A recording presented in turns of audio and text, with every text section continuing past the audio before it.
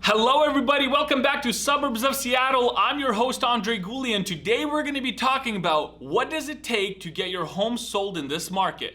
How can you get your home sold for the most amount of money in the shortest amount of time and under the terms that you want? And without further ado, let's get started.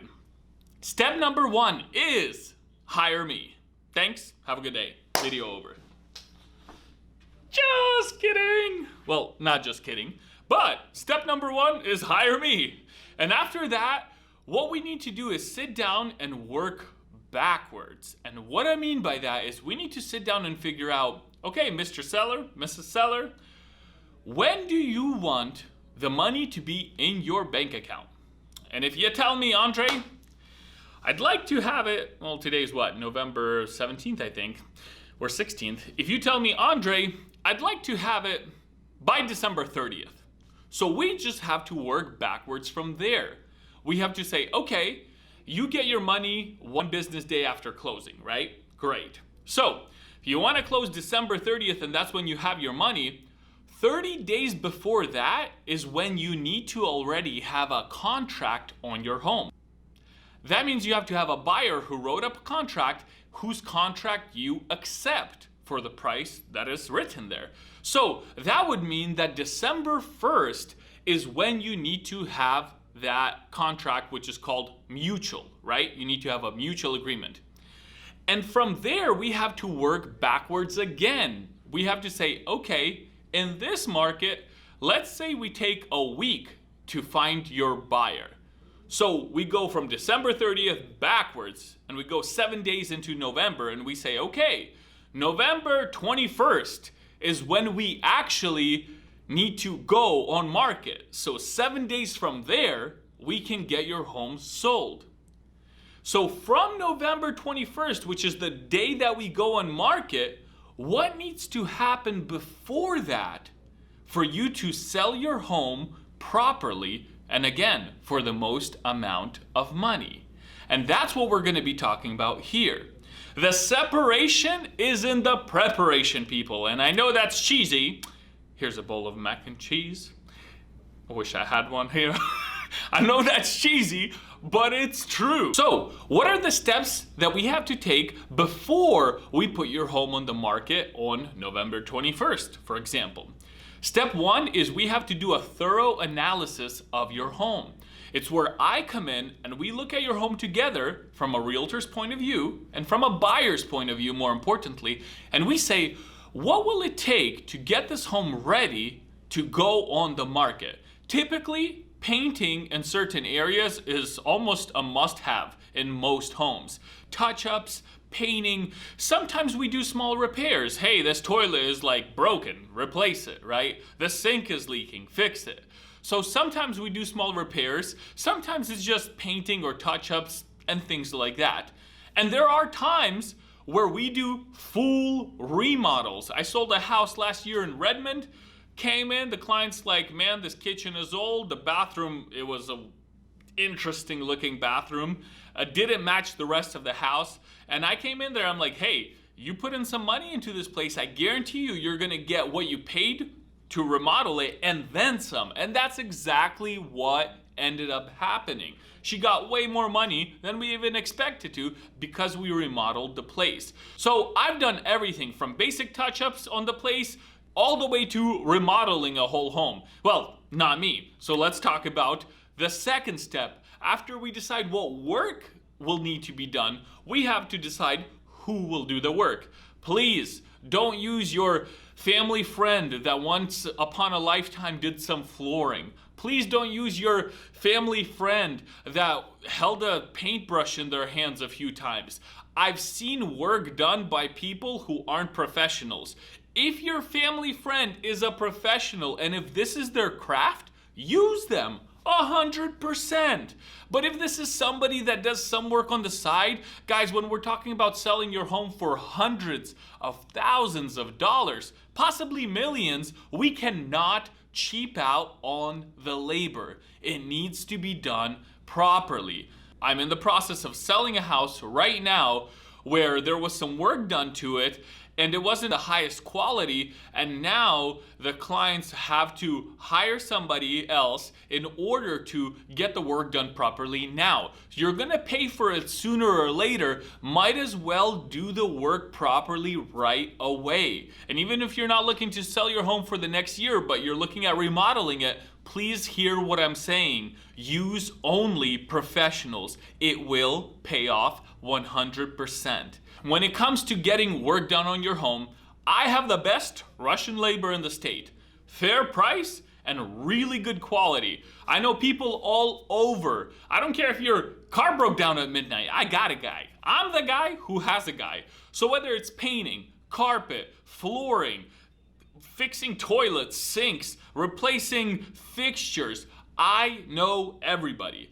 Call me. Text me at the number below. I will send you a list of my preferred contractors and we'll get you going with somebody who knows what they are doing.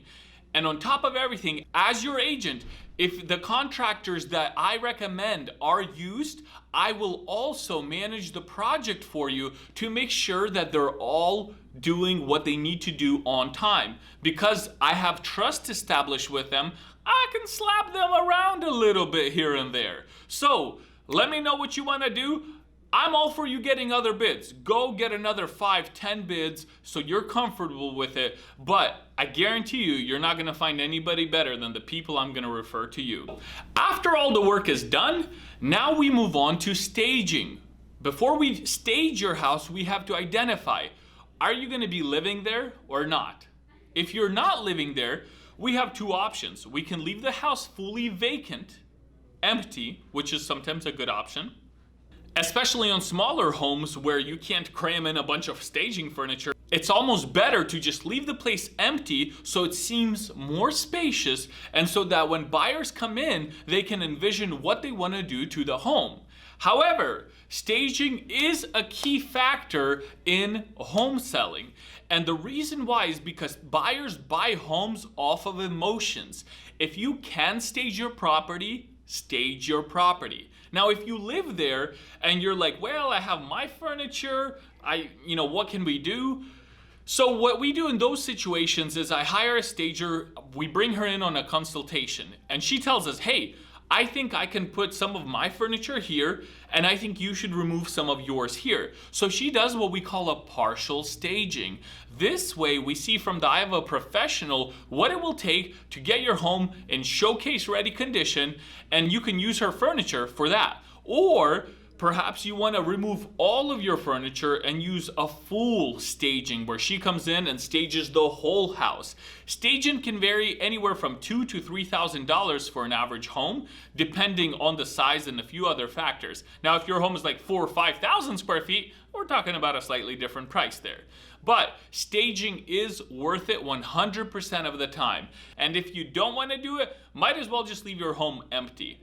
Now, after the house gets staged, the next step is home cleaning. Also requires a professional. Please, I have a list of people that are house cleaners all the way from Olympia up north to Bellingham, even if you need to go. Wherever it is you need me, we will get you somebody. Please hire a professional. They'll charge about $50 an hour. If they clean for 8 hours, it's gonna be about $400, but it's gonna be worth it 100%. Because you're used to your house, you walk around, you don't see a lot of things, just like I don't in my house because I live there, I see it every day. However, when we get a professional eye on it, all of a sudden we start seeing, hey, there's some grease stains on the kitchen cabinets. Oh my gosh, the blinds are dusty. Honey, have you seen our duct vent? It has 1 inch of dust on it.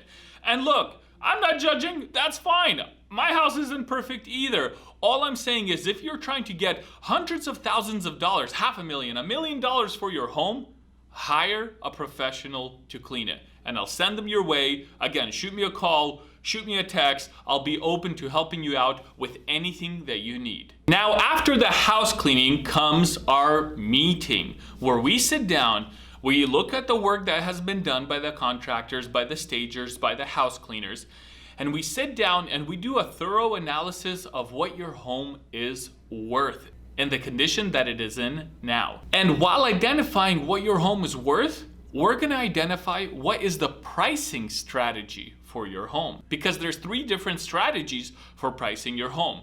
Strategy number 1 is pricing it below market value. If you believe your home is worth $900,000, we need to price it at $800,000 to get as much people inside of your home. The more eyeballs that see your home, the more money you get, because it's just a mathematics thing. You get more people in your home, more people have the potential to see it, more people have the potential to like it, more people have the potential to write up an offer. You get 5, 6, 7 offers, all of a sudden you're $900,000 and up. The second strategy is pricing it at market value. So if you believe your house is worth $900,000, pricing it at $900,000. This is done in typically 2 scenarios. One scenario is, let's say you're trying to sell in the winter, closer to the holidays, and you are just worried that maybe not enough people are out there seeing homes. You price it at $900,000 with the hopes of getting $900,000, right? Now, I would not recommend that strategy later on in the spring, summer, even fall.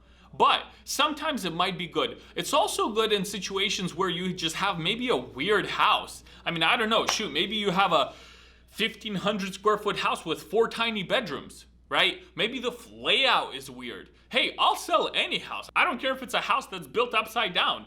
In a situation where the house is a little bit unconventional, there you want to price it at market value and just let it sit for a while and see which buyer you can get. In a scenario like that, you won't get 5, 6, 7 buyers. You might get maybe 1 or 2, maybe within 30 days instead of 1 week. It just depends on your market.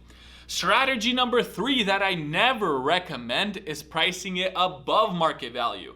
Unless you want people to look at your house and say, you know, honey, something's wrong with it. That's probably why it's been on the market for 60 days when the average home sells in 7 days. Or unless you want those kinds of conversations about your home, do not price it above market value. Pricing it above market value will not get you the results you want. I've had multiple scenarios where clients have chosen to make the decision to price their home above market value, and it never worked out good.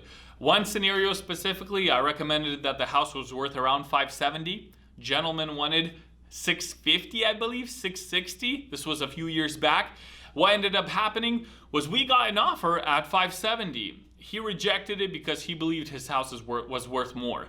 Then we got an offer at $550,000. He rejected it because he believed his house was worth more. Eventually, 6 months later, he ended up accepting an offer at $470,000. Guys, $100,000 less than our first offer that came in. This is what happens when you overprice a home and when you believe your home is worth way more money than it's actually worth. I'm not here to tell you what you want to hear. I'm here to tell you the truth. And the truth is, no matter what I think it's worth, no matter what you think it's worth, the only word that matters is what the appraiser thinks it's worth. Because when the buyer gives you an offer, even if they make an offer on your overpriced house at full price, when the appraiser comes in from the bank, they're going to look at the offer. They're also going to look at the houses that sold in the area. They're going to see that your house is priced at $950,000 and that all the neighbors sold at $750,000. And they're going to tell their bank that, hey, this house is worth $750,000. You'll still end up selling it for $750,000, or you'll end up keeping your house and buying it back for yourself because nobody else can get financing for it. It's never, ever, ever beneficial to you to overprice a home in any market. Unless you're talking about, $15, $20 million homes, then the price is, hey, a few $1,000,000 here and there doesn't matter too much. It's like pricing a $500,000 home and pricing it, maybe 10 grand more here or there. Those prices are different. And after our meeting where we analyze what your home is worth and where we're pricing it at, after that comes photography and all the marketing that I pay for. I pay for the photos, videography, 3D tours. Not all of those are used on every single house. It's a case-by-case basis, and we do whatever needs to be done to make sure that everybody sees your home in the best light. So I pay for all the photography, the marketing expenses. If your property has acreage, we might do a full drone video of all the land and the property. And it just depends on the house. So After photography, that's when we actually go list your home on the market and get it sold within that 1 week. But this is all the prep work it takes in order to make sure that you get the highest amount of money for your home and within the shortest amount of time. So that's what I have for you guys for today's video. If you're a seller and you're looking to sell your home, click on my website down below, click the For Sellers tab, fill out your info, and I will send you a free seller's guide that applies to this market right now. And if you're a buyer, click the For Buyers tab, and I will send you a free buyer's guide that applies to today's market as well. Thank you so much for taking the time and viewing this video, guys. I'm always here to give you the best content out there. Go ahead and hit that subscribe button and call me at the number below if you ever need my help. Like a great neighbor, Andrey is there. Ding. Just joking, that's State Farm's line. But I will be there for you. So hit me up anytime, day or night. Thanks.